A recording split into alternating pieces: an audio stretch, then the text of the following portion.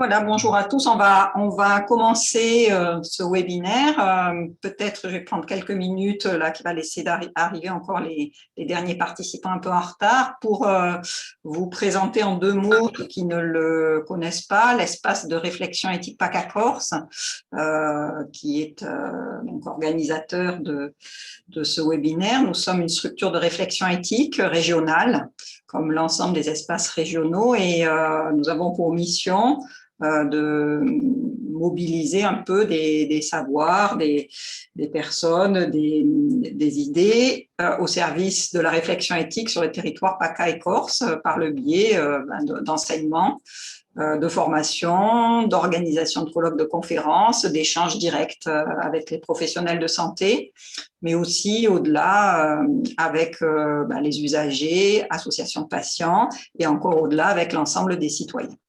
Voilà, c'est un peu dans ce cadre que nous organisons régulièrement, à peu près une fois par mois, des webinaires sur des thèmes autour de l'éthique. Et pour celui-ci, aujourd'hui, nous souhaitions aborder la question des savoirs en santé et en nous intéressant plus particulièrement aujourd'hui aux savoirs d'expérience, donc ceux qui sont détenus par les patients et leurs proches et qui ne sont pas toujours suffisamment mobilisés ni entendus dans la relation de soins en particulier, mais aussi par rapport aux décisions de politique publique et même, on verra la question en recherche clinique.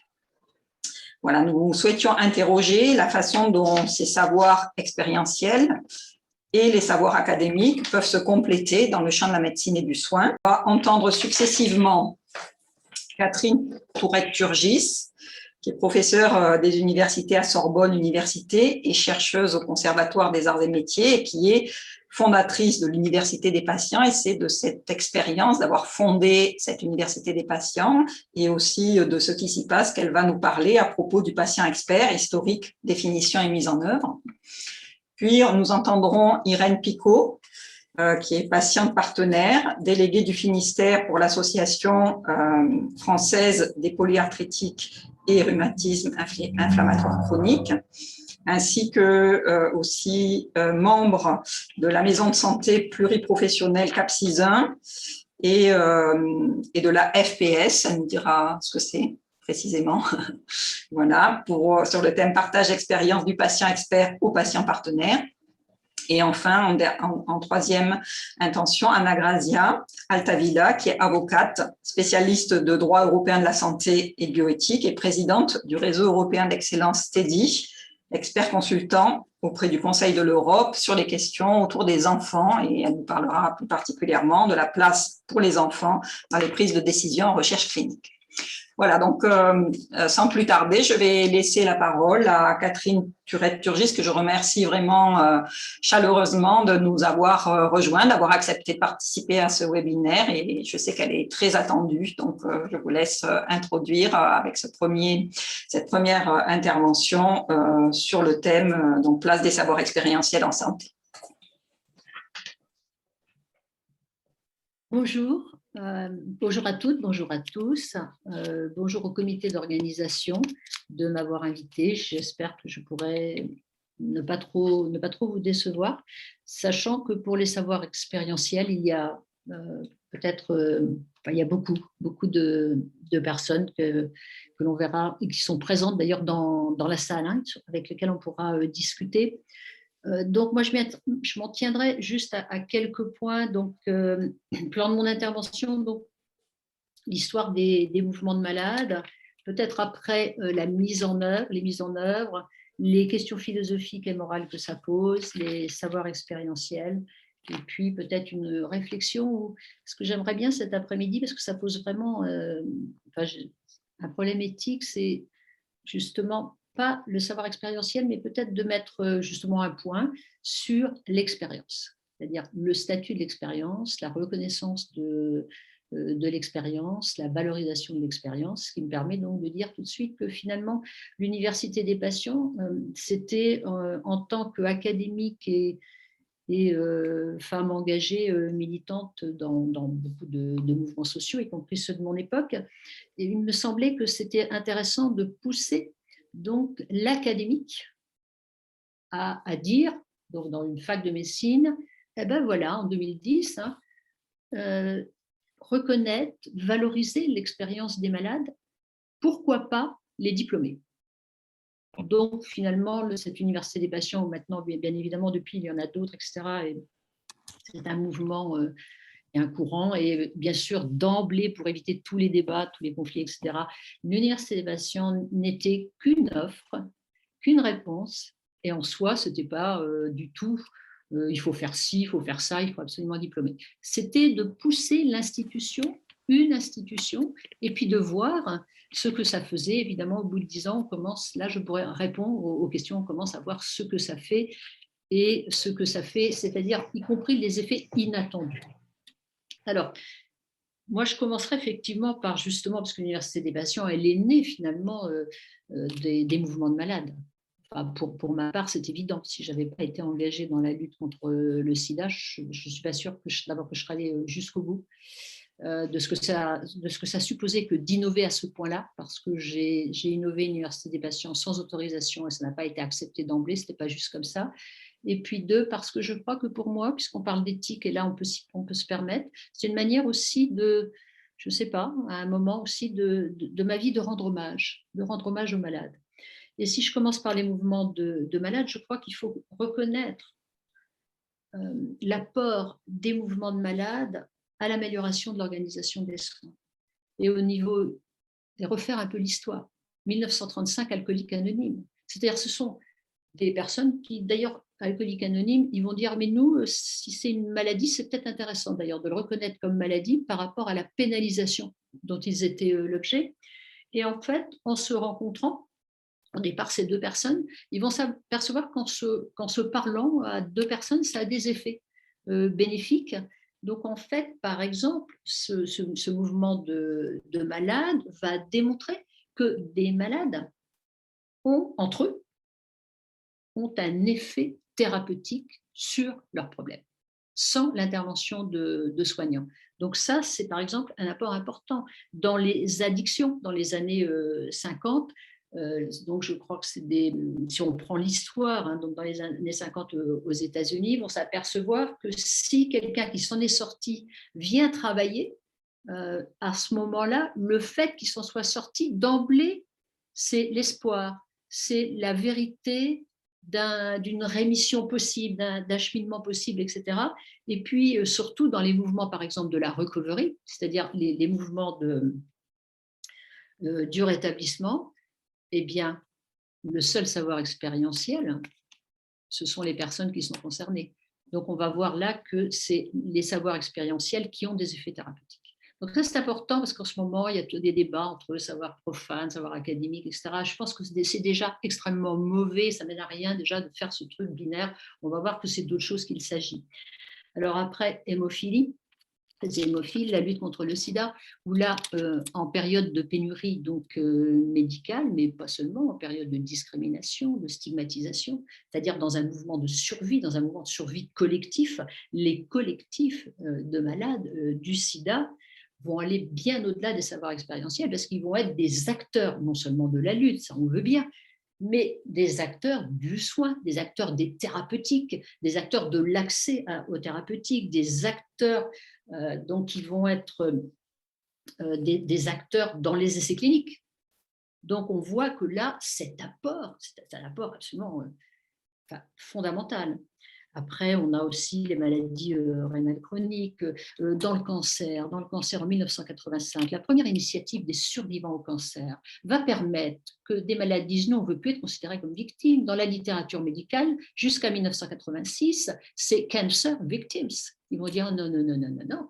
Survivants avec des besoins spécifiques de survivants, et la première coalition de patients survivants au cancer qui vont être ceux qui vont amener justement des politiques publiques en faveur des besoins non satisfaits, les unmet needs des personnes qui ont eu un cancer et qui vont aussi, nous, l'après-cancer, je pense, ça va prendre du temps d'ailleurs en France, dans la schizophrénie, etc. Donc, et puis tout récemment, puisqu'il se trouve que je travaillais avec eux, l'association Après Jiva, dans le Covid long, où ce sont des malades, donc dès mars 2020, qui vont lancer une enquête en se disant on ne nous croit pas, en plus c'est mondial et digital, on ne nous croit pas dans tous les pays du monde, et donc on va faire une étude nous-mêmes. Et il y a quelqu'un qui est dans la salle, qui pourra peut-être en parler, Body Politics Support Group, c'est-à-dire des personnes concernées qui vont documenter les 55 premiers symptômes par manque justement en période de pénurie de connaissances médicales. Donc ça, c'est intéressant, c'est que dans l'histoire, c'est dans les périodes d'incertitude, dans les périodes de pénurie de connaissances, que les personnes concernées vont s'organiser, produire des connaissances et produire aussi du soin, voire faire qu'une maladie, c'est-à-dire par exemple dans le Covid long, les premiers, ils vont faire la nosographie, la nosologie, c'est-à-dire maintenant on sait ce que c'est que les symptômes, etc. Après, ils vont collaborer avec des médecins comme les malades du sida, etc. Mais donc ça, c'est important de rappeler ça en termes non seulement d'éthique, mais de politique publique et de réorganisation des acteurs du soin. Alors, je vais aller extrêmement rapidement. Donc, la mise en œuvre de tout ça, bien sûr, ce sont les associations. Aujourd'hui, elles sont présentes, bien évidemment. Ce sont les associations qui sont donc les organisateurs, les fédérateurs, qui sont les lanceurs d'alerte, qui sont qui vont construire des plaidoyers, etc., c'est-à-dire qui font avancer, non pas d'ailleurs en général leur cause seulement, mais l'ensemble des causes des autres malades, voire quelquefois l'ensemble des causes dans la société. Et ça, on le verra dans le cas des associations de lutte contre le sida. C'est-à-dire elles n'ont pas fait avancer que le sida. Donc ça, c'est important. Elles font avancer souvent la prévention, donc la mise en œuvre de la prévention, la participation aux recherches, puisqu'aujourd'hui, on a ce groupe que je connais bien sûr de recherche clinique, l'activisme thérapeutique qui peut être un moment important qui fait avancer la santé collective. Donc pour ce qui est de la mise en œuvre, je regarde un petit peu ma montre. Alors, qu'est-ce que ça pose comme question philosophique et morale? Alors, ça pose déjà la question du statut. C'est-à-dire, quel est le statut souhaitable, enviable, quelles sont les demandes du statut de ces sujets concernés par un problème, une vulnérabilité de type physiologique ou psychique qui font avancer la collectivité dans son ensemble. Et là, c'est pour un débat, j'y reviendrai tout à l'heure, mais ça pose problème de statut de reconnaissance. Quand on dit reconnaissance, c'est pas seulement c'est la loi, mais pas c'est les législatifs, mais c'est aussi Paul Ricoeur, être reconnu comme sujet. C'est lutter peut-être en termes philosophiques et éthiques contre les approches déficitaires de la maladie et y substituer des approches capacitaires, l'Université des patients étant d'ailleurs un exemple de ces approches capacitaires. Quand on dit approche capacitaire, ça veut dire une réflexion sur la vulnérabilité, c'est-à-dire montrer que le problème, quelquefois, ce n'est pas la vulnérabilité, c'est les capacités pour y faire face, et que dans ces capacités pour y faire face, on a besoin de biens premiers, de biens sociaux, de biens économiques, de moyens, et que c'est ça aussi qui fait la différence. Dans la reconnaissance, c'est aussi des réflexions. Il se trouvait que moi, en plus, c'est vrai que j'avais de la chance, j'étais docteur en sciences de l'éducation, en formation des adultes. Donc, j'avais vu qu'il y avait la loi de 1995, la VAE, la validation des acquis de l'expérience, aller jusque-là. C'est-à-dire que dans cette expérience d'avoir non seulement vécu la maladie, mais cette expérience, si vous prenez par exemple, moi je trouvais que je suis passée par aide, par ACT-UP, etc. Si vous prenez les volontaires de aide, les acquis de l'expérience, eh bien leur expérience était largement tout aussi importante et qualifiée que des acteurs sociaux qui seraient passés par un diplôme. Vous voyez, c'est des réflexions comme ça. Je pense qu'en termes d'éthique, il est important de partager, qui reviennent régulièrement. Depuis 10 ans, mais sur lequel peut-être il faudra acter. Donc, la validation des acquis d'expérience. Donc, qui dit validation des acquis d'expérience dit le droit à l'éducation et à la formation tout au long de la vie. La question, c'est qu'on a 20 millions de malades chroniques, 10 millions de malades chroniques qui sont en âge de travailler, qui travaillent, Eh bien, quand un malade n'est pas en situation de travailler et qu'il veut faire une formation, il n'y a pas de fonds de formation.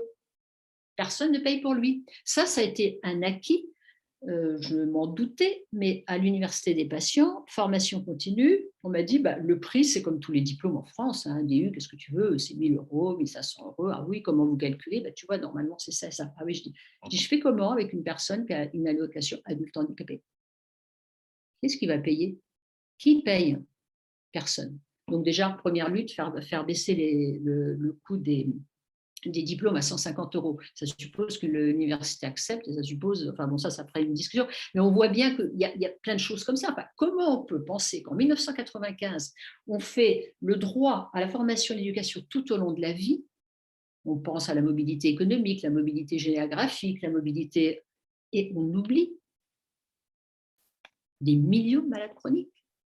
Alors que le problème, c'est que la médecine, d'un côté, elle produit des phases de stabilisation.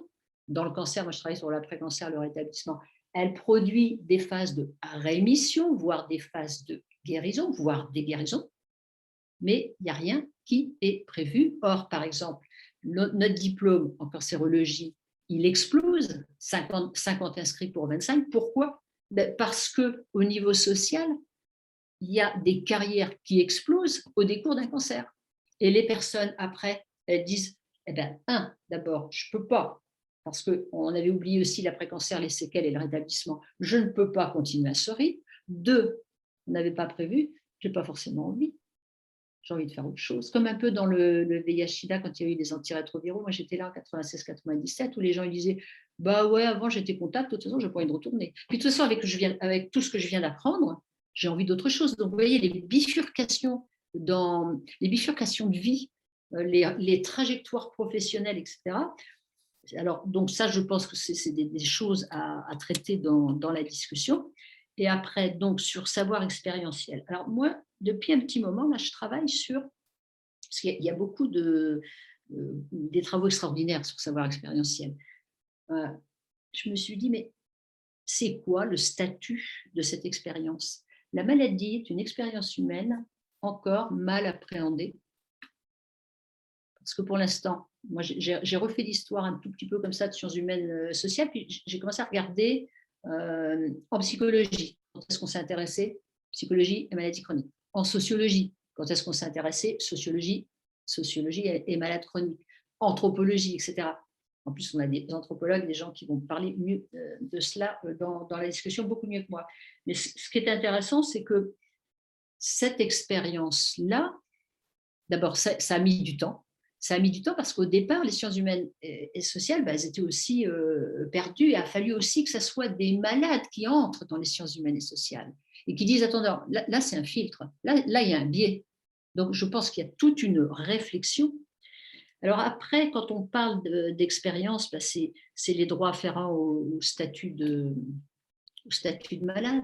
Est-ce que ça ne serait pas intéressant de parler de revenu thérapeutique universel?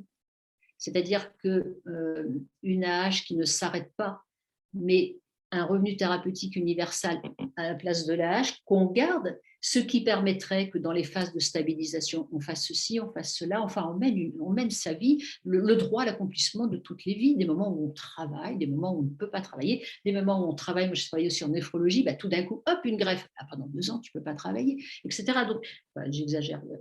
Donc, l'idée, c'est de réfléchir, je crois, d'abord au nouveau mode de portabilité du travail, inclure donc ce qu'on appelle l'expérience de la maladie chronique. La maladie chronique, le problème, c'est que souvent, elle évolue avec des phases aiguës, des crises et des poussées. Chaque maladie, d'ailleurs, à l'Université des patients, on a plus de 25 maladies différentes. Donc, on peut aussi réfléchir sur ces…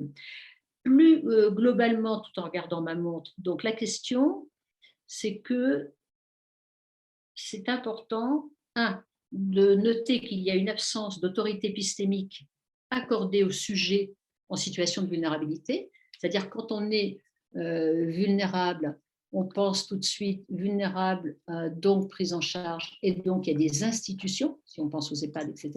Et que quand on est en situation de vulnérabilité, ce qu'il y a à faire bouger, il me semble, en ce moment, c'est les institutions. c'est-à-dire les réponses institutionnelles à la question de la vulnérabilité en proposant des approches capacitaires. C'est-à-dire justement ne pas penser à la place d'eux, etc. Et ne pas penser qu'être vulnérable, tout d'un coup, ça donnerait du droit d'eux sur quelqu'un. Hein, ce que les malades quand même, disent très régulièrement, jamais sur nous, sans nous, etc.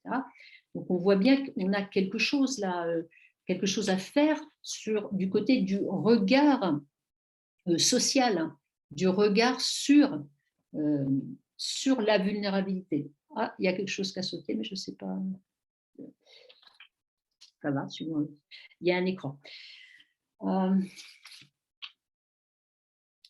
Alors, je pense qu'à ce moment-là, on peut aller du côté des années 80, donc l'émergence donc des éthiques du care, hein, c'est-à-dire de toute façon, par rapport à la vulnérabilité aussi, c'est d'un côté un autre regard sur la vulnérabilité, mais aussi s'occuper de qui prend soin des personnes vulnérables. Et souvent, le qui prend soin des personnes vulnérables, on s'aperçoit que l'organisation professionnelle ou politique des personnes qui s'occupent des personnes vulnérables font que les personnes qui s'occupent des personnes vulnérables, et notamment les plus vulnérables, sont vulnérabilisées ou sont précarisées.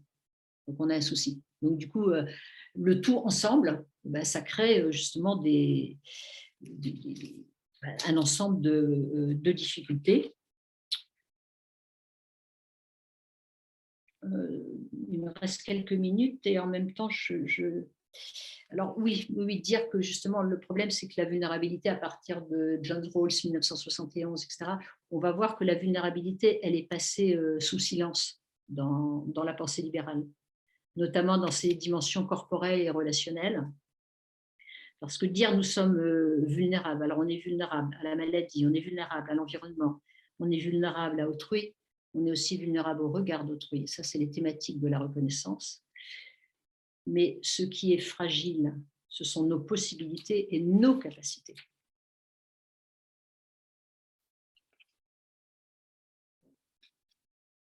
Alors, dire aussi on est tous vulnérables, c'est pas très très sérieux. En tout cas, par rapport aux personnes les plus vulnérables, elles n'entendent pas comme ça.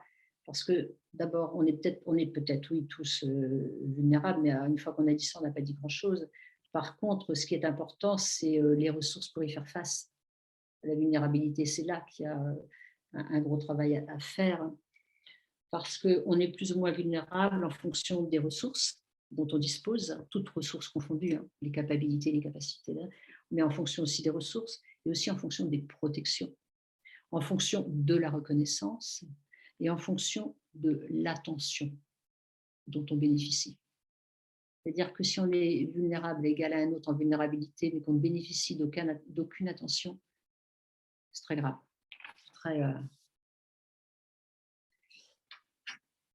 Alors donc, c'est important peut-être en termes éthiques de faire passer que la vulnérabilité, ce n'est pas la propriété d'un sujet, mais c'est l'effet des processus sociaux de disqualification, des rapports de dominance, des dénis de reconnaissance.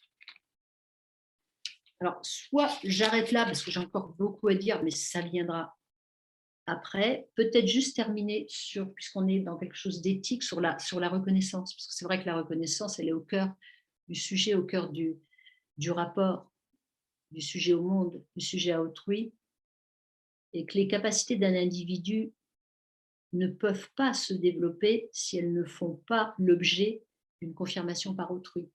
C'est-à-dire peut-être aussi en finir avec l'individualisme, etc.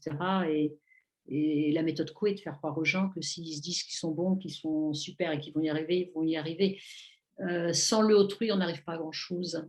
Donc c'est évident que la reconnaissance, c'est la confirmation par autrui grâce à laquelle le sujet reconnu peut se rapporter à lui-même comme à un être porteur de ces mêmes capacités.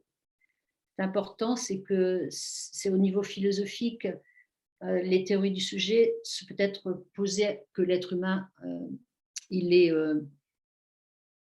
dans l'interaction. Sans interaction, sans autrui, on ne survit pas. Donc repenser à tous ensemble, repenser à vivre ensemble. et peut-être déjà faire un premier point pour ne pas prendre le temps des autres qui est tout aussi important, et surtout peut-être le temps d'une discussion. Maintenant, je vais passer la parole à Irène Picot. Merci beaucoup. Je vous remercie, Perrine Malzac, de m'avoir invitée, ainsi que Marion Mathieu, à échanger sur mon parcours de patiente. Bien que je sois très intimidée, vous pouvez le penser, après l'intervention de Catherine Tourette-Turgis. Voilà, donc je vais tout simplement vous expliquer comment je suis devenue patiente et comment ça s'est décliné ensuite sur mes niveaux d'engagement en tant que patiente, de la patiente experte à la patiente partenaire que je suis devenue. Alors, avant tout, je suis une patiente, j'ai 51 ans. En 2006, ma vie a été bouleversée par l'arrivée d'un rhumatisme inflammatoire chronique, un RIC, qui n'était pas très connu à l'époque, qui s'appelle le rhumatisme psoriasique. Et là, j'avais une vie active, je ne faisais pas très attention à mon corps. Et finalement, la première chose qui m'a vraiment sauté à la figure, c'est une sensation de douleur sur chaque centimètre carré de mon corps. Une douleur qui s'est accompagnée d'une perte de mon autonomie, des mouvements qui sont devenus très compliqués. Et ce qui a été très violent aussi, c'est que mon cerveau, alors que j'avais une activité intellectuelle importante et qui était vitale pour moi, mon cerveau a été dédié, on va dire, à la douleur et tétanisé par la peur de l'instant, à chaque instant, et puis la peur de l'avenir. Et, il ne m'a plus autorisée à réfléchir. Et de ce fait, j'ai eu du mal à communiquer avec mes proches sur ce qui m'arrivait, mes proches à la famille, mais aussi dans mon univers professionnel. Et j'ai eu la sensation d'être totalement incomprise par mon entourage, et qui m'a fait penser qu'à moins de vivre l'expérience que j'étais en train de vivre, personne ne pouvait me comprendre. Cette s'est accompagnée du coup d'un isolement, total, et finalement très vite j'ai perdu ma place dans la société. Je me suis sentie devenir transparente, inutile, et le regard des autres sur moi a changé. J'y voyais de la pitié surtout. C'était très très très dur, et du coup mon regard sur moi-même aussi. Alors, la chance que j'ai eue, c'est que les symptômes se sont manifestés très vite et très fort, ce qui a permis un diagnostic rapide, et que je sois prise en charge rapidement du point de vue thérapeutique. À l'époque, je vivais à Marseille, donc par un rhumatologue hospitalier de la PHM, et donc qui a déployé tous les moyens pour me soulager.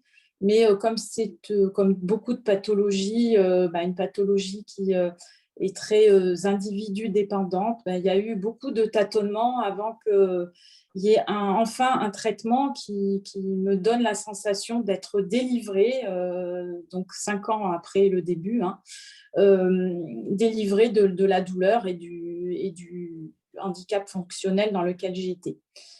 Alors, pendant ces 5 ans, ça n'a pas été on-off. Heureusement, il y a eu une progression très, très progressive. Les traitements ont quand même soulagé petit à petit. Et ça a été pour moi aussi une occasion d'introspection et de réflexion. Et puis, ça m'a obligée aussi à des prises de décision, donc, dont la plus brutale et la plus douloureuse, ça a été de mettre un terme à ma carrière professionnelle parce que je ne me sentais plus capable d'exercer mon métier. Et puis, ça nous a fait mûrir, mon entourage familial et moi-même. Et ça nous a amené à comprendre et à accepter qu'il y avait eu une vie avant et qu'il y aurait définitivement une autre vie après. Donc là, pour moi, l'expérience de la vie avec la maladie, elle m'a été imposée par la maladie. Et en même temps, j'ai découvert après que c'était vraiment un véritable savoir et qu'il serait utile à d'autres patients. Et en même temps, pendant cette période-là de ces 5 années, j'ai le peu d'énergie que j'avais et surtout le peu de capacité intellectuelle qui me restait. Je l'ai mobilisé pour essayer de comprendre ma maladie, comprendre pourquoi moi,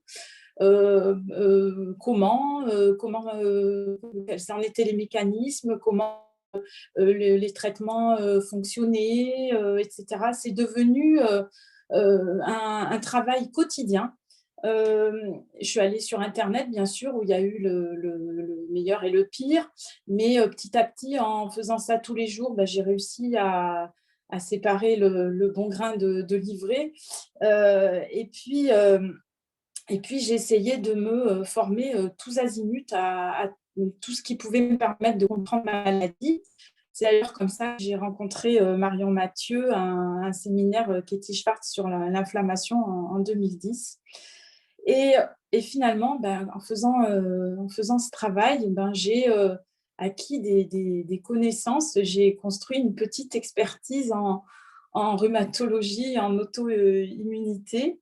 Et en fait, pourquoi j'ai fait ça? Parce que c'était absolument pour moi vital de comprendre ma maladie pour l'accepter et pour accepter les traitements qui étaient très, très, comment dire, très douloureux pour moi.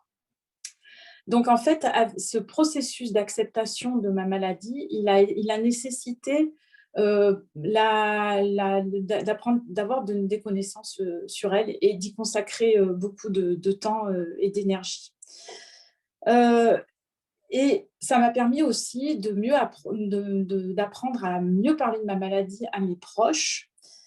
Et au bout de cette période, je me suis sentie de mieux en mieux. Et oui, il faut le dire, les traitements ont commencé à mieux fonctionner.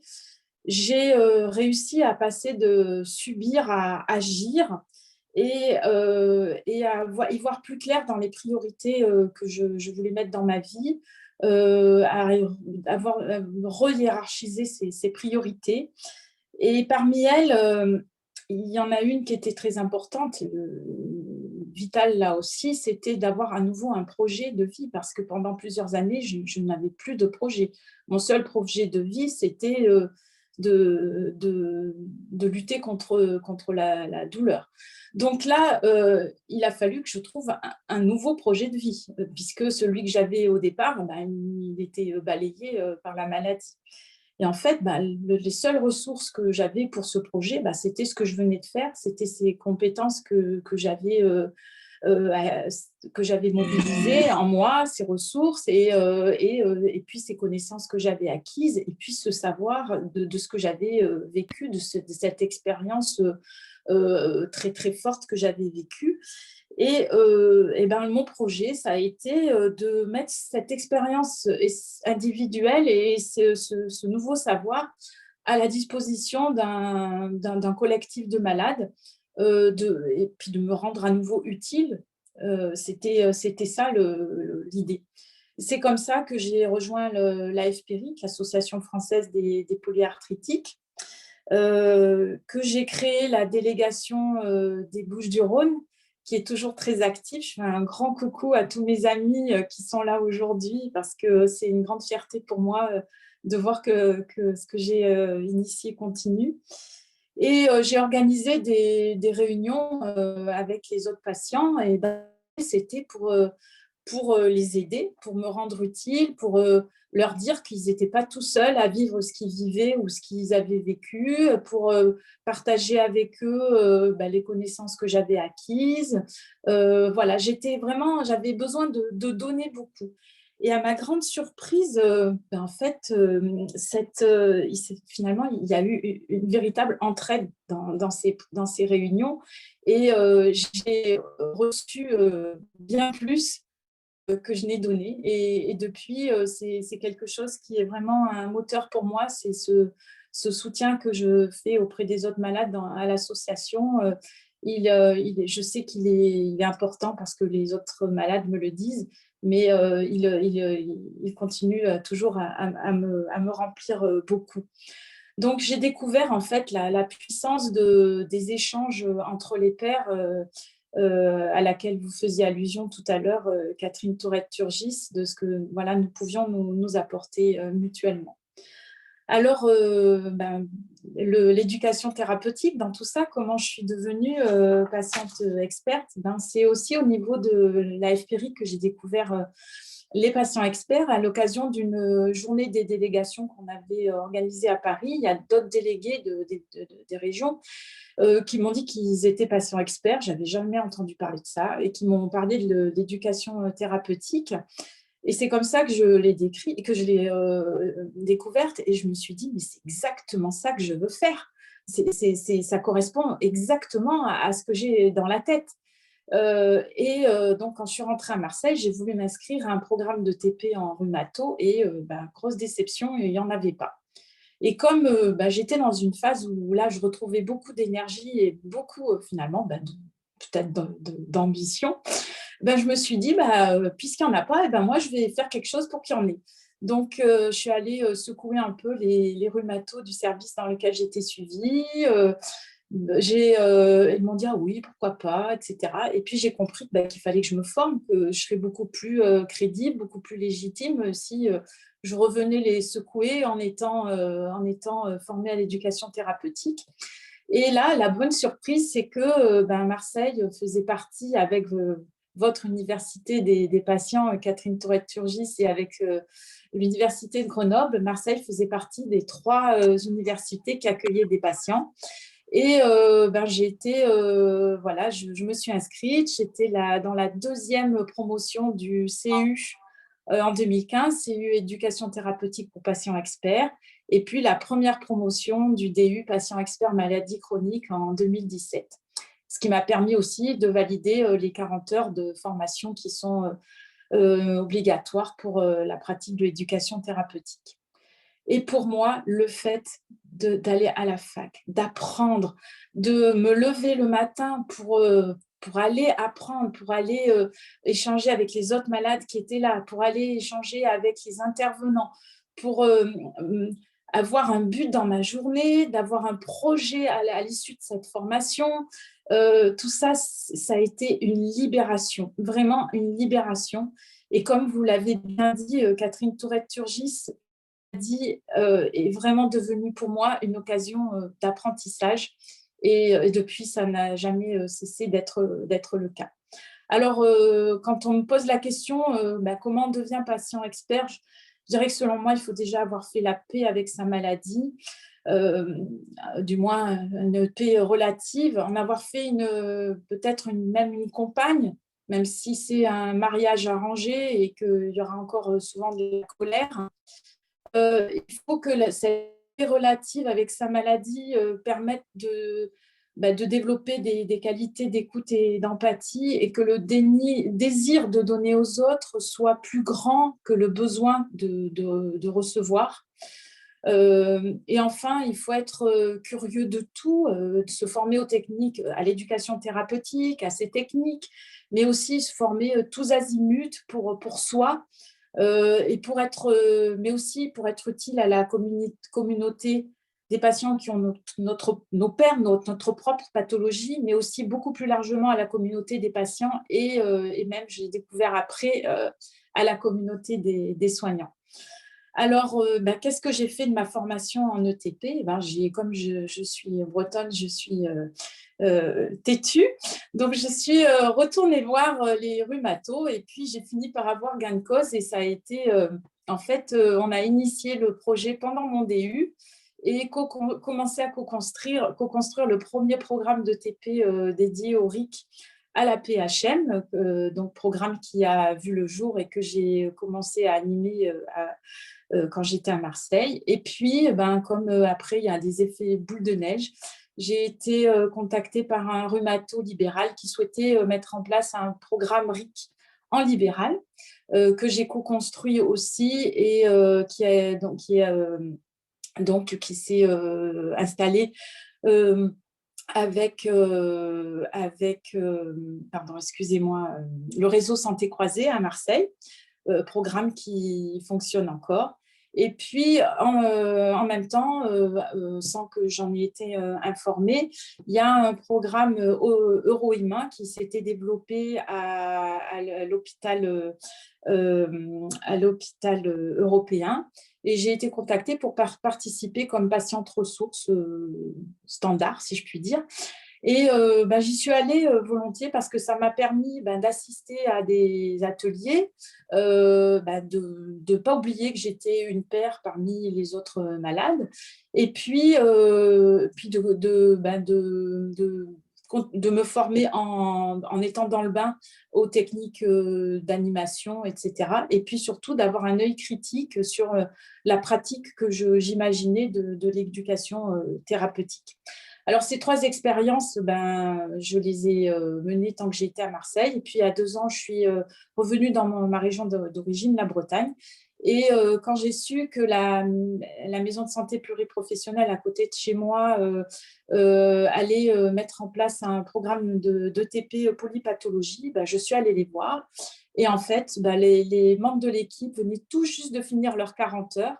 Et j'ai été extrêmement surprise parce qu'en fait, quand je me suis levée, j'avais une expérience de la pratique de l'ETP qu'eux n'avaient pas encore. Et même si parmi les 3 pathologies concernées, il n'y avait pas la mienne, en fait, ça a été très utile pour eux. Donc, je continue à pratiquer.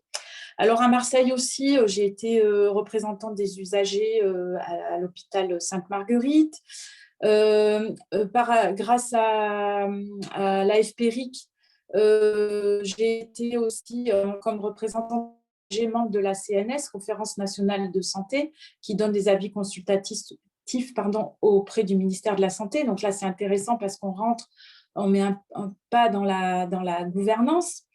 Et puis, j'ai pu à Marseille commencer à participer à la formation, donc formation des patients toujours, au sein de l'AFP-RIC et de tous chercheurs auprès de Marion Mathieu, parce que je suis convaincue en comprenant mieux sa maladie, on l'accepte mieux. Et quand on a face à soi un patient qui vous forme à ce sujet, eh bien, on l'accepte, si je puis dire, encore mieux. Et puis, formation en ETP, toujours à Marseille. Donc là, j'ai formé les futurs coordonnateurs de programme sur ce qu'était un patient expert et son rôle dans les programmes d'ETP. Et puis, surtout, formation des soignants. Donc, j'ai commencé à Marseille avec les étudiants en pharmacie sur les maladies chroniques, les étudiants en médecine sur le rôle des associations et des patients experts, et puis avec Marion et l'espace éthique sur le partenariat association recherche clinique. Alors la recherche, c'est un domaine qui m'intéresse particulièrement et toujours avec l'AFP-RIC, je me suis engagée depuis 2018 dans un groupe de travail, les patients au cœur de la recherche clinique de l'AFCRO, qui regroupe des patients et des professionnels de la recherche clinique et dans lequel nous travaillons ensemble pour que de simples consultés les patients collaborent dans le cadre de la recherche clinique et on milite même pour maintenant arriver à des formes de partenariat. Et là, on sent vraiment qu'il y a un mouvement très important au niveau de la recherche en général, pas seulement la recherche clinique, puisque même la recherche académique recherche des patients, et c'est mon cas puisque actuellement, je fais partie d'une équipe qui travaille sur un projet académique. Et enfin, en Bretagne, voilà, je développe une autre compétence dont je n'avais pas la connaissance avant. Il s'agit du partenariat de soins avec l'AFPS, l'association de formation au partenariat de soins, dont certains membres sont ici aujourd'hui aussi, et qui œuvre dans le cadre d'une complémentarité des savoirs expérientiels des patients, experts de la vie avec la maladie, et des savoirs académiques des professionnels experts de la maladie, dans le but de les acculturer à l'expérience patient et à faciliter la progression vers une véritable alliance thérapeutique. Donc, au niveau des étudiants en médecine, c'est déjà en cours. Et puis, je pourrais vous en parler un petit peu plus. Et puis, au niveau d'autres professionnels de santé, kinés, infirmiers, sages-femmes, dentaires. Voilà. Et puis, dernier volet de ce que nous faisons avec la FPS, nous venons de co-construire à parité totale patients-soignants un DIU Rennes-Brest, construire le partenariat patient-professionnel de la santé qui va démarrer à la rentrée prochaine. Donc, on n'est pas les seuls, ça foisonne, il y a d'autres diplômes qui existent ou qui vont démarrer, et donc on est très, très heureux de ça.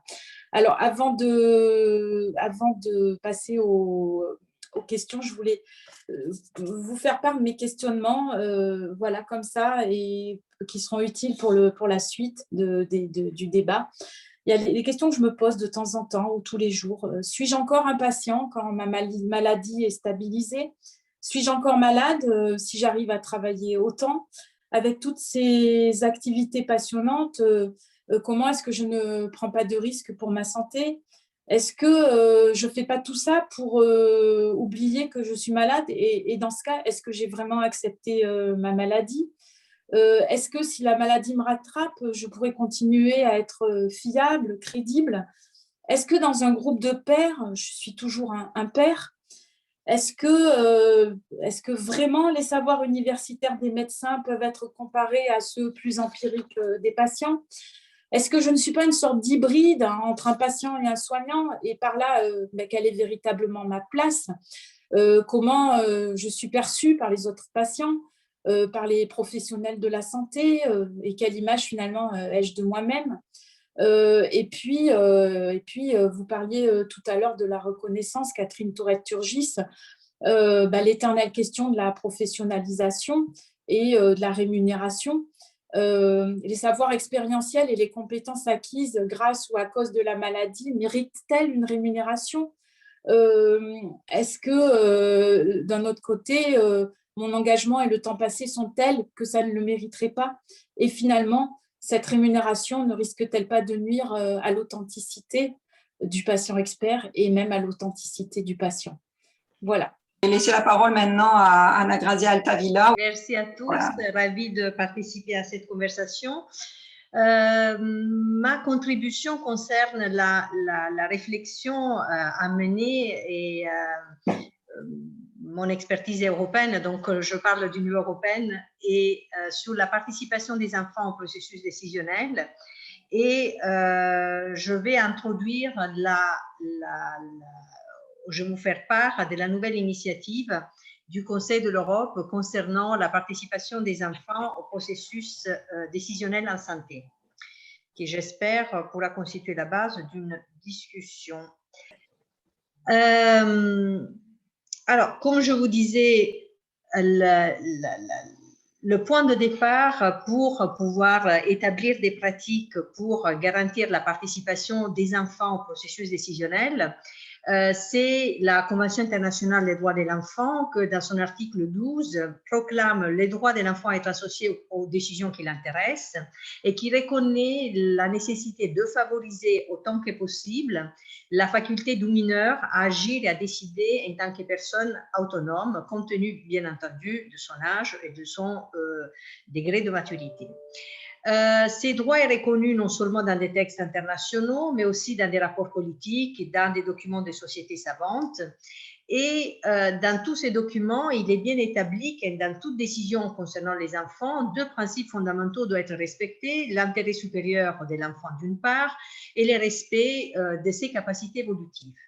Ce qui veut dire que dans les différentes étapes de leur vie, les enfants requièrent différents degrés de protection, d'attention, de prévention et bien entendu de participation. La Convention d'Oviedo de 1997, qui a été ratifiée en 2011 en France et qui est ratifiée par plusieurs pays européens, intègre ces principes et spécifie bien que la vie du mineur doit être prise en considération comme un facteur de plus en plus déterminant et que même dans certaines situations, le poids de la volonté de l'enfant peut avoir un poids de plus en plus considérable dans la décision finale concernant les traitements, la participation à des essais cliniques ou à la recherche. Toutefois, au-delà du contexte légal, plusieurs défis doivent être relevés pour garantir l'implication des enfants au processus décisionnel. En effet, la participation des enfants nécessite des moyens et un langage approprié. Plusieurs facteurs influencent la compréhension des enfants, non seulement l'âge, mais aussi la condition physique, les connaissances antérieures, son état mental et bien entendu le contexte socioculturel. Donc, pour faire face à ce défi, certaines pratiques ont été identifiées dans la littérature scientifique. Il a été donc souligné la nécessité de fournir des informations appropriées dans un langage simple et sans jargon. Il faut vérifier par ailleurs la compréhension de l'enfant des informations fournies. Il faut lui offrir la possibilité et le temps de s'exprimer, d'exprimer ses préférences et de discuter des éventuels problèmes qui se posent. Il faudrait aussi donner à l'enfant la possibilité d'envisager des options, de lui permettre de discuter des changements de préférences et rassurer l'enfant même en termes d'accompagnement des parents et des professionnels à la décision.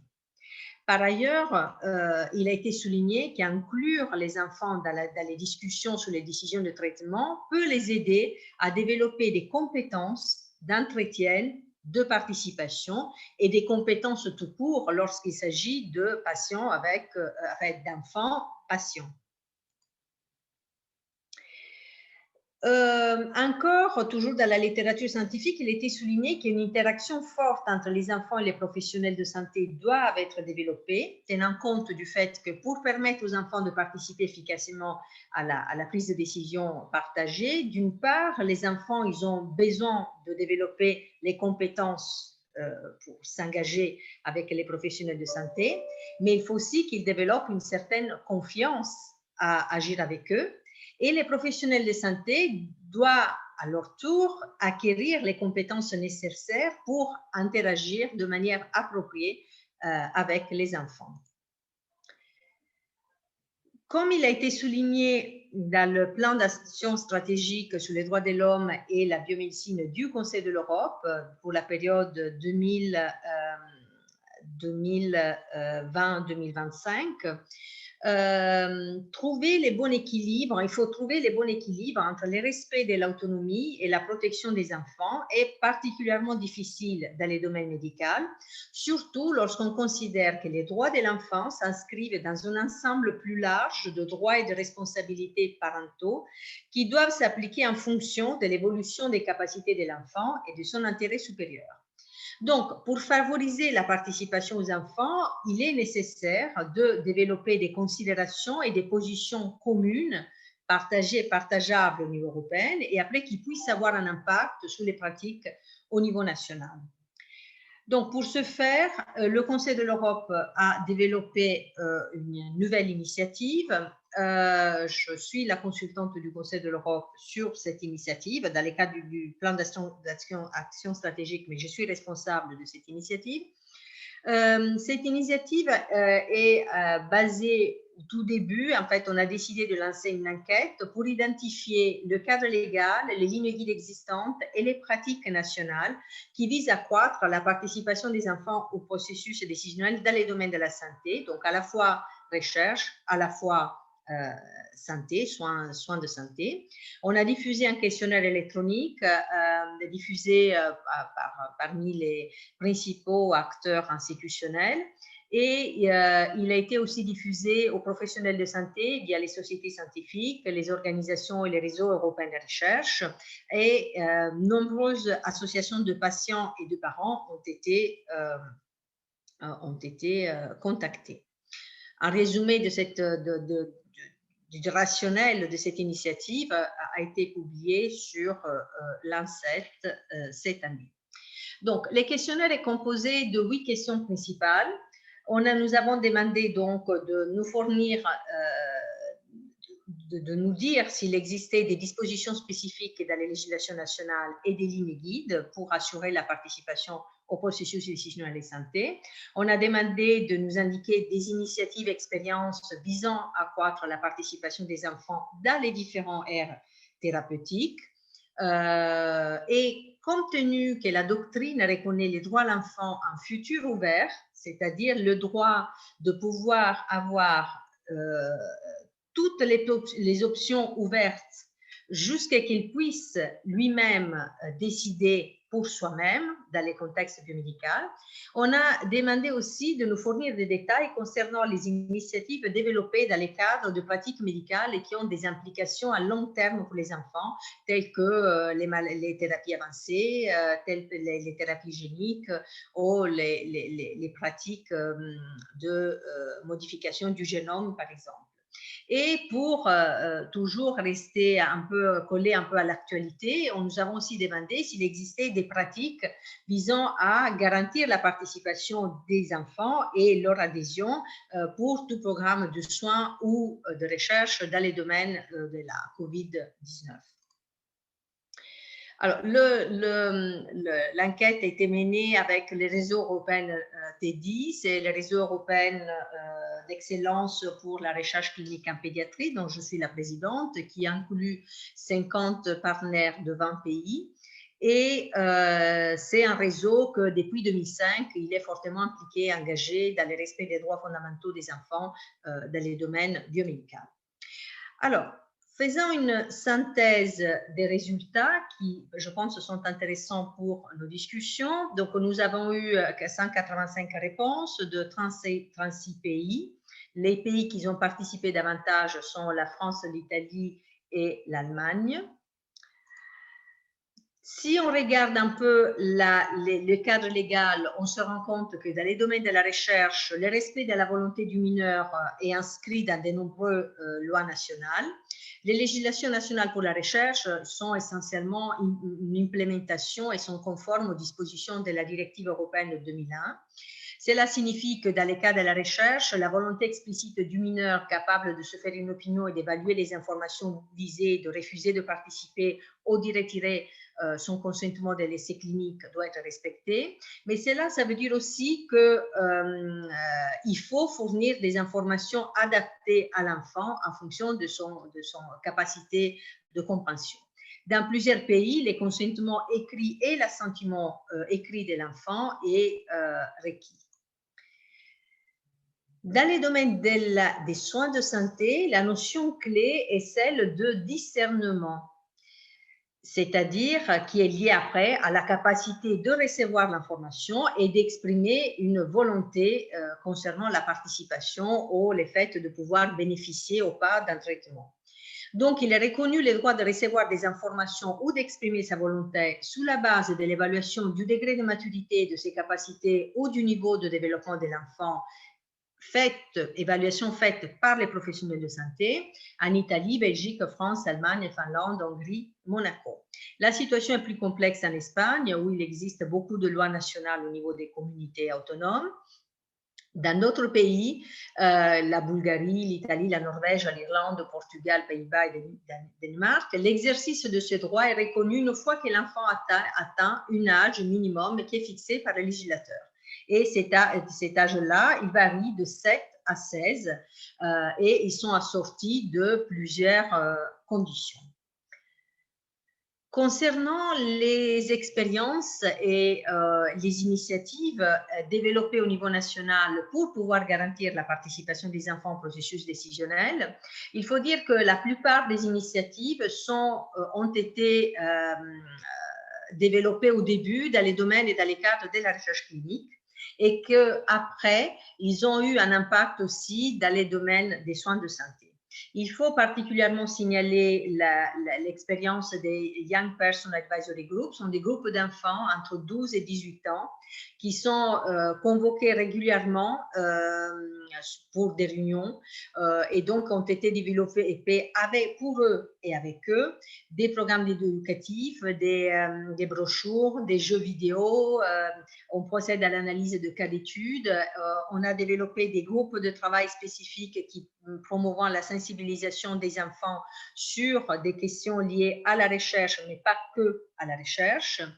Et il existe plusieurs JPAG en Europe, il existe même un réseau européen des JPAG en Europe et un réseau international qui s'appelle ICANN. Ça sont des exemples qu'avec Teddy, enfin d'activités développées avec Teddy, qui coordonne plusieurs de ces JPAG qui sont basés sur des hôpitaux au niveau national, mais qui agissent sous la coordination avec l'input de Teddy.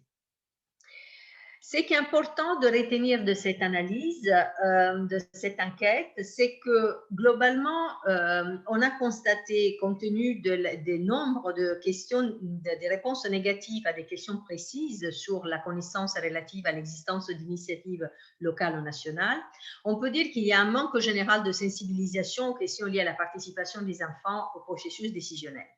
Il existe une grande hétérogénéité des cadres juridiques, et les professionnels de santé jouent un rôle clé dans tous les pays pour l'évaluation de la capacité, maturité, le niveau du discernement des enfants. Les initiatives ont été développées essentiellement au début dans les cadres d'activités de recherche clinique et ils ont été élargis dans les domaines des soins de santé et c'est là, ça apparaît clair parce qu'il y a souvent un chevauchement entre les activités de santé et les activités de recherche. Les maladies rares, l'oncologie et les maladies chroniques sont les domaines où ces activités sont spécifiques pour dédiées aux enfants ont été développées. Peut-être parce que c'est dans ces contextes spécifiques, il y a une approche plus centrée sur les patients qui est adoptée. Et peut-être, c'est ça qui est apparu de l'enquête, l'implication des enfants et des patients est considérée dans ces aires thérapeutiques comme une valeur ajoutée pour améliorer l'adhésion au traitement ou pour favoriser la qualité de vie des enfants même. Il était aussi souligné la nécessité qu'il faut absolument promouvoir la collaboration entre les principaux acteurs. Ça, la collaboration, c'est un élément clé pour que les initiatives aient un véritable impact sur les pratiques et soient bénéfiques pour les patients. Et il y a la nécessité, était soulignée la nécessité de continuer à travailler avec une approche pluridisciplinaire sur ce domaine-là. Les résultats de cette enquête vont déterminer la feuille de route pour déterminer un guide destiné aux professionnels de santé et aux familles qui sera rédigé par le Conseil de l'Europe et qu'il est attendu en 2022. Le travail est en cours. Je suis chargée de rédiger ce guide qui n'est pas absolument une solution, mais qui il veut en fait fournir des principes clés à retenir lorsque on veut et on doit s'engager dans toute initiative visant à garantir la participation des enfants au processus décisionnel en santé. Je vous remercie de l'attention et après on pourra en discuter dans les détails. Merci Anna Grazia pour ce panorama européen. Voilà, je crois qu'on va maintenant passer aux questions et je vais relayer les questions du chat. Après, si certains d'entre vous veulent prendre la parole, vous pouvez la demander avec la petite main. On va commencer déjà avec les questions du chat et une première question pendant l'intervention de Catherine Tourette-Turgis. Quelle place pour les étudiants, stagiaires, professionnels qui n'ont aucune, écrit en majuscule, expérience du handicap, de la maladie, des opérations chirurgicales? En d'autres termes, peut-on être légitime pour soigner et rééduquer quand on n'a aucune expérience soi-même de la maladie? Donc, c'est une sorte de question inversée par rapport à l'expérience des patients. Comment des soignants sans expérience peuvent être légitimes pour soigner? Catherine, peut-être qu'il y a plusieurs questions. On en prend, j'en pose plusieurs. Il y en a peut-être oui. Il y avait d'autres questions donc, dans le chat concernant la rémunération. La rémunération, pensez-vous, alors c'était adressé à Irène Picot, à votre stade de cheminement et d'expérience, que votre travail pourrait être rémunéré, le cas échéant comment? Et les interventions de formation aussi, est-ce qu'elles sont rémunérées quand vous intervenez lors des formations? Il y avait une remarque disant il faut distinguer, avoir une organisation d'écoute pour les patients et des patients qui veulent et peuvent participer à l'amélioration de leur protocole de soins avec un rapport particulier avec son soignant. Voilà, c'est vrai qu'il y a, il y a un saut entre effectivement la participation des patients à leurs soins propres et puis leur participation ensuite au système de santé en tant que patient expert, enfin en tout cas en tant que patient porteur d'une expérience, on va dire. Il y avait aussi une remarque par rapport à ce que disait Catherine Tourette-Turgis. Cela résonne avec l'approche anthropologique de la vulnérabilité comme catégorie au fondement de l'existence humaine. Nous sommes tous vulnérables, même si nous le sommes de façon différentielle. La vulnérabilité est à la fois corporelle et relationnelle. Et il était cité les travaux philosophiques de Marie Garot, qui est très en lien avec cette lecture des faits.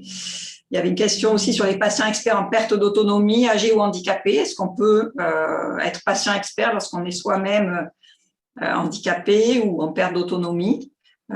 Comment, effectivement, dans les questions que posait Irène Picot, au moment où la maladie est fortement active, est-ce que pour autant on peut exercer en tant que patient expert ou apporter sa contribution?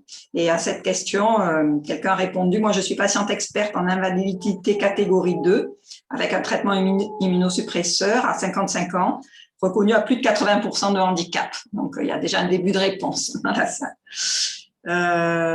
Voilà. Il y aurait aussi des demandes d'ouvrages à conseiller concernant les recherches cliniques qu'il y a eu lors de la période de SIDA et de l'implication des patients dans cette période SIDA. Voilà, on verra que les questions, je ne sais pas qui veut commencer par rapport à toutes ces questions qui peut. Je peux répondre sur le côté rémunération. Alors, en fait, il n'y a pas de cadre général. Déjà, les propositions ne sont pas toujours des propositions rémunérées, mais ce n'est pas toujours, comment dire, un désir des patients d'être rémunérés. Donc, il y a beaucoup de choses qui sont faites en bénévolat et c'est un choix des patients de faire beaucoup de choses en bénévolat. Donc, ça, c'est une première chose. D'autre part, tous les patients ne souhaitent pas être rémunérés pour des questions d'ordre éthique, justement, et puis pour des questions d'ordre financier, parce que s'ils acceptent une rémunération, ils peuvent perdre certains droits. Donc ça, c'est compliqué parce que par définition, c'est des patients qui n'ont pas beaucoup de revenus, et le peu de revenus qu'ils ont, risqueraient de les perdre s'ils étaient rémunérés. Donc ça, c'est très injuste, mais ça bloque beaucoup de patients dans l'acceptation d'une éventuelle rémunération.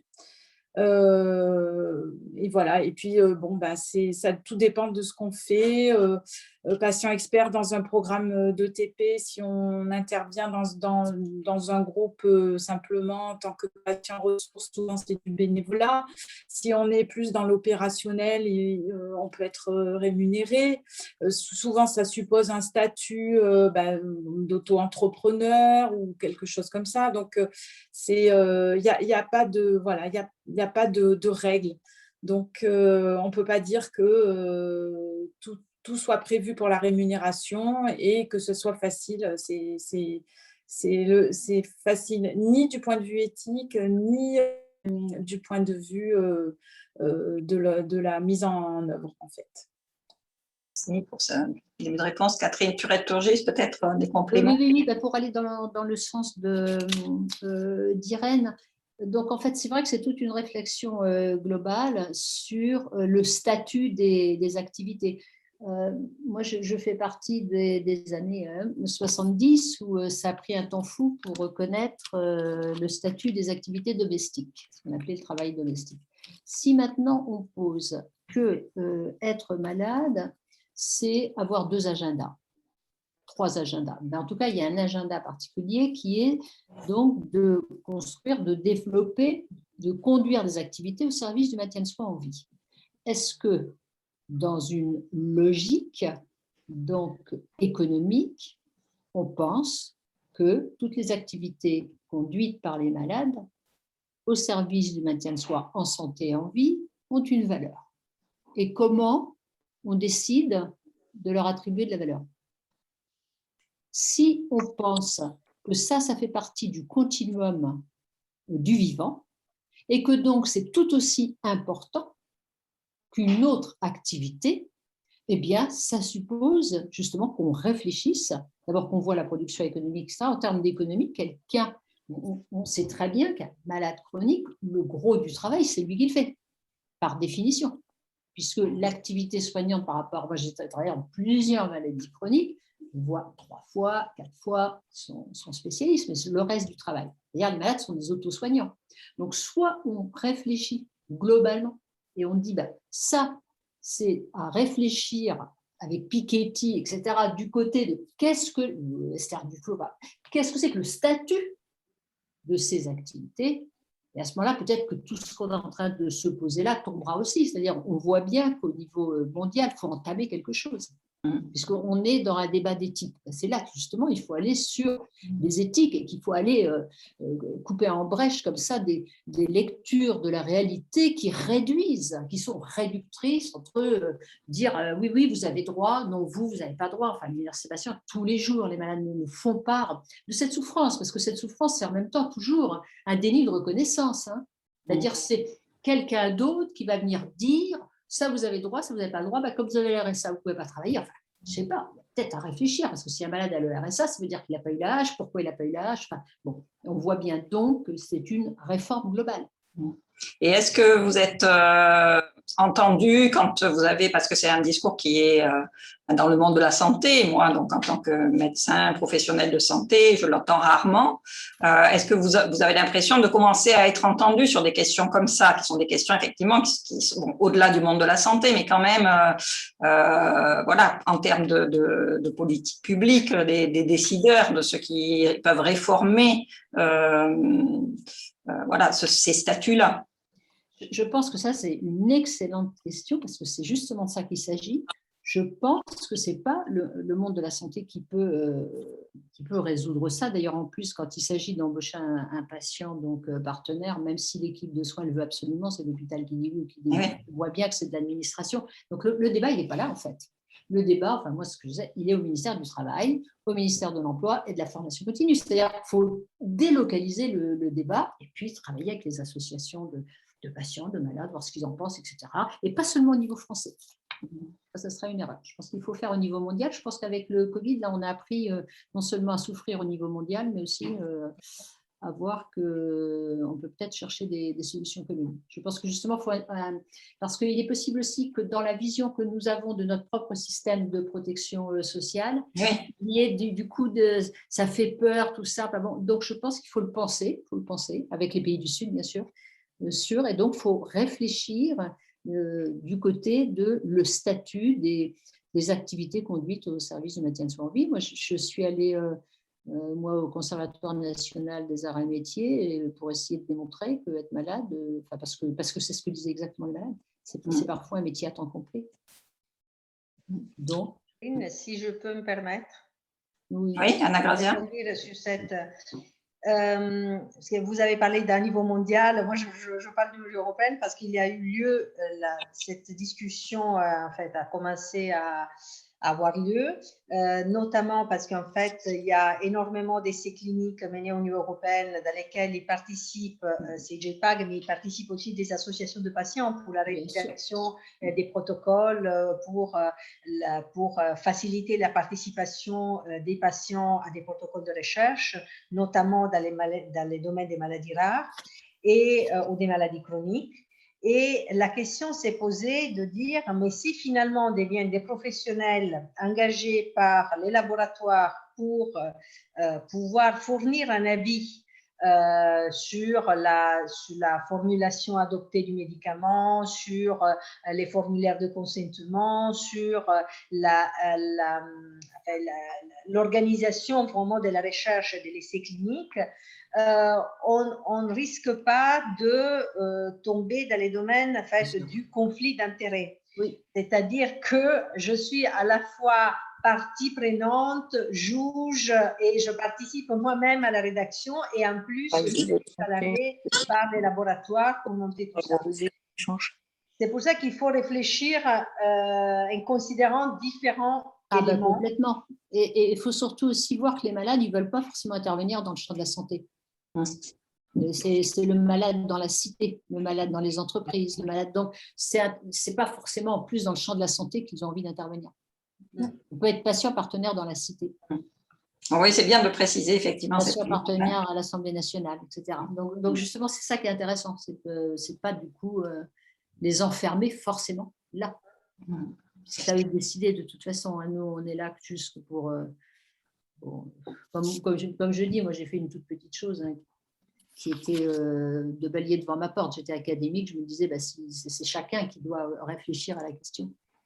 Alors justement, par rapport à cette question-là des savoirs, il y avait cette première question que je rappelle de la place, enfin qui vient un peu interroger du coup la place de chacun, la légitimité de chacun. Et quelqu'un disait, finalement, bon, il y a des professionnels aguerris, formés, il y a des patients qui ont ce savoir d'expérience, mais il y a des jeunes stagiaires, jeunes professionnels qu'on va mettre sur le terrain. Voilà, avec Covid aussi, ils ont été, les pauvres, encore plus mis directement face aux malades en n'ayant pas forcément la formation. Donc, quelle est leur place? S'en sont-ils légitimes et comment leur reconnaître une légitimité progressive aussi? Enfin, voilà, comment est-ce que quelqu'un a envie de réagir à cette question-là qui vient un peu en miroir de la place des patients experts?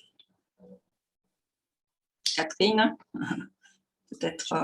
Moi, je pensais à, puisqu'on est en éthique, en débat, quelqu'un de la salle. Quelqu'un de la salle, oui. Je pense qu'à nous trois, on n'a pas la possibilité de répondre à toutes les questions. Ou à réagir. Ça vient résonner aussi avec les questions d'Irène Picot sur elle-même, qu'elle se posait la question de sa légitimité, la question des légitimités. Est-ce que quelqu'un veut intervenir à ce sujet?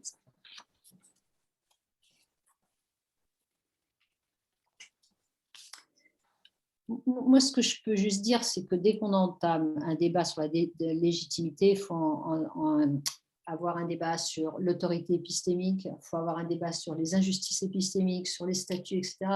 Et donc, juste comme ça, rappeler que comment ça se fait que des personnes en situation de vulnérabilité ne soient pas considérées comme des sujets connaissants. C'est-à-dire, dès qu'on est… il y a une tendance à, si on a un problème, eh bien, on n'a pas comme si on perdait le statut, en fait, le statut d'expertise, de sujet connaissant, etc. C'est-à-dire, j'ai un problème, c'est quelqu'un… Donc, on est toujours dans les rapports de domination. Qui a autorité épistémique? Soit on pense que toute personne a autorité épistémique, mais que nous vivons dans des types de sociétés où les autorités épistémiques sont réservées, alors je ne sais pas, aux académies, aux diplômés, etc. Et à ce moment-là, c'est sûr qu'on ne va pas avancer. Donc là aussi, une réflexion globale, puisque je trouve, moi, tout à fait anormal et qui fait beaucoup de souffrance, c'est à l'université des patients, c'est quand les patients, on leur demande de légitimer leur place. Enfin, je ne sais pas, mais demander à quelqu'un de légitimer sa place et son existence, pour moi, c'est une violence symbolique, c'est une deuxième violence. Ça ne se fait pas. Ça ne se fait pas. Donc, c'est toutes ces violences-là qu'il faut peut-être réinterroger et qu'il faut prévenir. Et là, les personnes ni victimes ni coupables, là-dedans, c'est juste vraiment une révolution du regard social qui n'est absolument pas bienveillant d'une certaine manière à l'égard des personnes en situation de vulnérabilité. Si en plus, il faut qu'elles justifient, mais où on va? Bien sûr. Mais effectivement, il y a encore… interroger, qui se permet de parler de légitimité, quoi, en fait. Mais pourtant, effectivement, c'est quand même des questions qui reviennent souvent. Comment dire ? Effectivement, je pense dans l'univers de l'université des patients, il y a peut-être des choses qui peuvent se dire ou se vivre, mais dans l'univers de l'hôpital, par exemple, où je travaille moins, je pense que ces questions-là, elles surgissent et elles ne paraissent, je suis d'accord avec vous, du niveau de violence, mais elles ne paraissent pas si violentes que ça, et je pense qu'elles sont présentes en permanence. Et qu'effectivement, il y a besoin d'un changement des regards là-dessus, parce que dans la formation des jeunes et encore aujourd'hui, la place les professionnels de santé sont encore convaincus qu'ils ont des choses à apprendre aux patients et que les patients n'ont pas grand-chose à leur apprendre. Voilà. Effectivement, je pense que tout ce mouvement-là et l'expérience, je pense, d'Irène qu'elle nous a présentée, elle est très importante. Et c'est très important d'en parler aux jeunes et de participer aux formations des plus jeunes pour qu'ils intègrent cette notion-là qui n'était pas du tout présente, même s'il y a eu tout un travail de longue haleine pour les professionnels de ma génération, encore moins pour les plus anciens. On sent qu'il y a vraiment un mouvement là, dans ce domaine et je suis assez confiante dans le fait que la formation initiale des soignants intègre de plus en plus la formation par des patients formateurs et que ça soit le plus tôt, enfin de plus en plus tôt dans la formation. Vraiment, on sent qu'il y a un mouvement dans ce domaine. Merci. Alors, une autre question concernant les savoirs expérientiels des proches aidants, c'est-à-dire pas des malades eux-mêmes, mais des proches, de la famille, des aidants directs. Et une autre question sur la spécificité des maladies mentales par rapport donc à la participation des patients ou de patients experts ou de pairs, enfin, voilà, dans les maladies mentales. Donc, qui veut dire un mot là-dessus? Oui, Catherine? En santé mentale, ils ont été donc pionniers, les médiateurs pairs santé mentale. D'ailleurs, ça a été, je crois, les premiers types de professionnalisation qui ont été avec embauche par l'hôpital psychiatrique, etc. Donc là, grâce d'ailleurs au mouvement du rétablissement, en santé mentale, ils sont pionniers, ils sont très avancés sur ces questions donc d'intégrer dans les équipes de soignants donc des médiateurs pairs en santé mentale. Ce que j'aime bien moi dans médiateur pairs en santé mentale, c'est que c'est un pair. C'est-à-dire qu'on voit bien que d'emblée il y a une conscientisation quoi, que c'est quand quelqu'un voit quelqu'un qui va mieux, mais c'est déjà la représentation de l'espoir. Et les savoirs expérientiels, quelqu'un dit mais moi je m'en suis sorti comme ça. C'est quelque chose qui va d'emblée aider donc les autres. Donc je crois que c'est extrêmement intéressant. Et quelqu'un a l'expérience concernant des proches aidants qui participeraient aussi de leur expérience, de transmettre leur expérience, d'échanger. Est-ce qu'à l'université des patients, il y a aussi des proches aidants? Est-ce que vous intégrez dans les patients? À Marseille, en tout cas, il y en a, oui, ça c'est oui. Donc, c'est au-delà des patients au sens strict. Ah oui, c'est patients, proches, etc. C'est comme quand on dit patient, de la loi HPST, etc. Le patient, c'est-à-dire, comme bien sûr. Alors, Isabelle a levé la main. Est-ce que vous voulez prendre la parole si vous avez une question? C'était pour rebondir en fait concernant les aidants. Moi, je suis maman et donc aidant familial et c'est vrai que j'ai intégré une association qui représente la maladie de mon fils. Et au sein de cette association, en fait, on fait ce qu'on appelle de la pérédance. Donc, c'est vrai que ça aide beaucoup d'autres aidants qui permettent, et du coup, qui aident aussi les enfants qui sont malades. Et on fait aussi de l'ETP, l'éducation. Donc, du coup, oui, quand on dit patient, expert, ça intègre aussi la notion d'aidant. Parce qu'après, je pense que ça dépend aussi de la constitution familiale. Là, en l'occurrence, c'est mon fils. Donc, c'est vrai que je vais m'adresser facilement à d'autres parents. Dans ces échanges, quand on parle d'aidants, c'est au sens-là. Bref. Excusez-moi, je m'embrouille. C'est l'effet caméra, ça. Merci pour votre témoignage. Merci à tous de votre participation et à ceux qui le souhaitent pourront nous rejoindre sur d'autres webinaires, sur d'autres sujets. Et merci aux intervenants vraiment d'avoir joué le jeu.